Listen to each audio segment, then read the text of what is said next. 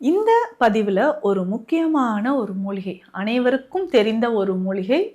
பெரும்பாலும் எல்லார் வீட்லயுமே இந்த மூலிகை இருக்குங்க. ஒரு சளியா, தலைவலியா, காய்ச்சலா, அஜீரணமா, மூட்டு வலியா எல்லாத்துக்குமே இந்த மூலிகையை நம்ம பயன்படுத்துவோம். இதை பத்தி சித்தர்கள் என்ன சொல்லியிருக்காங்க அப்படின்னா, விடமூடிய அமிர்தம், அதாவது விஷத்தால் மூடப்பட்ட உயிர் காக்கும் அமிர்தம் உள்ள இருக்கு அப்படின்ற பெயர் தான் விடம் மூடிய அமிர்தம் அப்படின்னு சொல்லுவாங்க. இதை பதப்படுத்தி தான் சித்த மருத்துவத்துல நிறைய மருந்துகள்லாம் நம்ம சேர்க்கிறோங்க. அவ்வளவு சக்தி வாய்ந்த ஒரு மூலிகை அப்படின்னு சொல்றோம். ஒன்றும் இல்லைங்க, வீட்டில் இந்த சுக்கு நீங்கள் வாங்கிட்டு வந்து மேல் தோல் எல்லாமே நீக்கிடுங்க, பவுடர் பண்ணி எடுத்து வச்சுக்கோங்களேன். சும்மா நம்ம சாப்பிட்றோமா ஒரு சிட்டிகை போட்டுக்கோங்க. இல்லை நான் வெளியில் போகிறேன், புதுசாக ஒரு இடத்துக்கு போகிறேன், எனக்கு இம்யூனிட்டி எப்படி இருக்குன்னு தெரியல, இதை நம்ம ரெகுலராக நம்ம ஃபாலோ பண்ணிக்கிட்டே வரும்போது நல்ல ஒரு டிஃப்ரென்ஸ் தெரியுங்க. அந்த மெடிசனோட பவர் வேறு மாதிரி இருக்கும் அப்படின்னு சொல்லலாம். ஸோ மெடிசனோட பவர் வேறு மாதிரினா எப்படிங்கன்னா, அதனுடைய வீரியம் அதிகரிக்கும். நம்ம சாதாரணமாக ஒரு மூலிகை பயன்படுத்துறதுக்கும் அதுதான் சித்தர்கள் நமக்கு கொடுத்த அருட்கொடைன்னே சொல்லலாம். சாதாரணமாக ஒரு மூலிகையை பயன்படுத்துறதுக்கும் இன்னும் கொஞ்சம் அந்த வீரியத்தை அதிகமாக்குறதுக்கான வழிமுறைகள் எல்லாமே செய்து ஒரு மூலிகை பயன்படுத்துறதுக்கும் நிறைய டிஃப்ரென்ஸ் இருக்குது.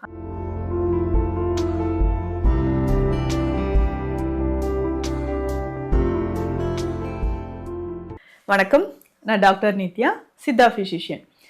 இந்த பதிவில் ஒரு முக்கியமான ஒரு மூலிகை, அனைவருக்கும் தெரிந்த ஒரு மூலிகை. பெரும்பாலும் எல்லார் வீட்லேயுமே இந்த மூலிகை இருக்குங்க. ஒரு சளியா, தலைவலியா, காய்ச்சலா, அஜீரணமா, மூட்டு வலியா எல்லாத்துக்குமே இந்த மூலிகையை நம்ம பயன்படுத்துவோம்.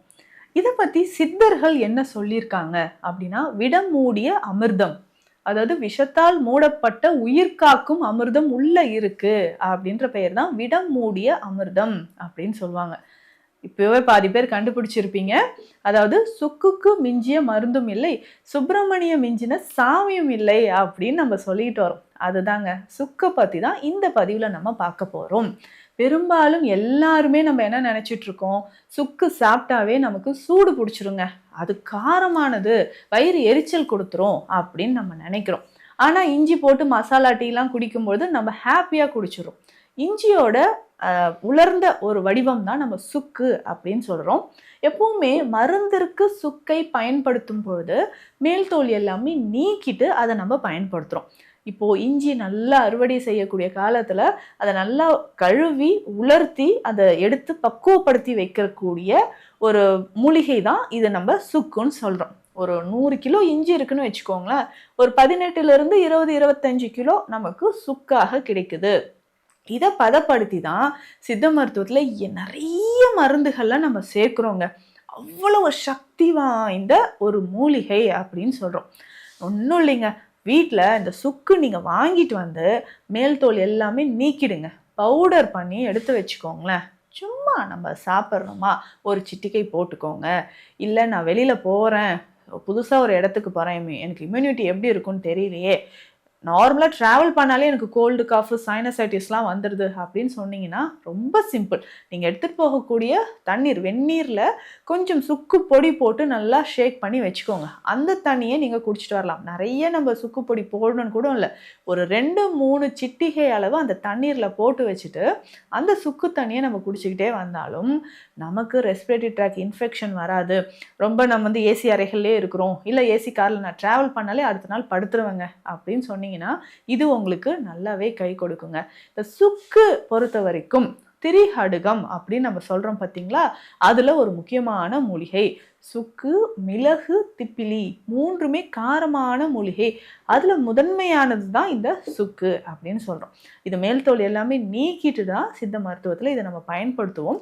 மேலும் இது இன்னும் சிறப்பான முறையில நம்ம பயன்படுத்துறோம்னா, சுக்குக்கு நம்ம சுத்தி முறைகள் அப்படின்னு இருக்குங்க. அப்படி செஞ்சுதான் இந்த கேன்சர் உள்ளிட்ட நோய்களுக்கு தீராத நாட்பட்ட கல்லீரல் பிரச்சனை, ஸ்கின் டிசீசஸ், நம்ம விட்லிகோலாம் சொல்கிறோம் இல்லைங்களா, சொரியாசிஸ், எக்ஸிமா, இந்த மாதிரி பிரச்சனைக்கோ இல்லை லிவர் சிர்ஹோசிஸ் இருக்குது பார்த்தீங்களா, இந்த மாதிரி தீராத நாட்பட்ட கல்லீரல் நோய்களுக்கு செய்யக்கூடிய மருந்துகளில் சேர்க்கக்கூடிய சுக்கு தனியாகவே நாங்கள் ப்ரிப்பேர் பண்ணி அதை நல்ல பியூரிஃபைட் ஃபார்மில் எடுத்து வச்சுப்போம்.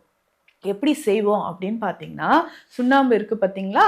இந்த சுண்ணாம்பு கொண்டு வந்து சுக்குக்கு மேல தண்ணி விட்டு நல்லா பேஸ்ட் மாரி கலந்து, சுக்குக்கு மேல ஒரு கவசமா நம்ப போட்டு வச்சுருவோம். வெயில்ல உலர்த்தி எடுத்து, திரும்ப அத சுட்டு எடுக்கணும். அந்த சுக்க வந்து விறகுக்கு இடையில வச்சு நல்லா சுட்டு எடுத்துட்டு, அதன் பிறகு அந்த மேல இருக்கக்கூடிய சுண்ணாம்பு கவசம் எல்லாமே ரிமூவ் பண்ணிட்டு, எங்கேயுமே சுண்ணாம்பு இல்லாத மாரி நல்லா கிளீன் பண்ணிட்டு, அதுக்கப்புறம் பவுடர் செய்து இதை எடுத்து மருந்தாக பயன்படுத்துகிறோம். அதே மாதிரி தான் மஞ்சள். இந்த கேன்சர் உள்ளிட்ட நோய்க்கு பயன்படுத்தக்கூடிய சுக்கு வந்து மஞ்சள் நம்ம போட்டு கவசம் செய்து அதை நம்ம பயன்படுத்தலாம்.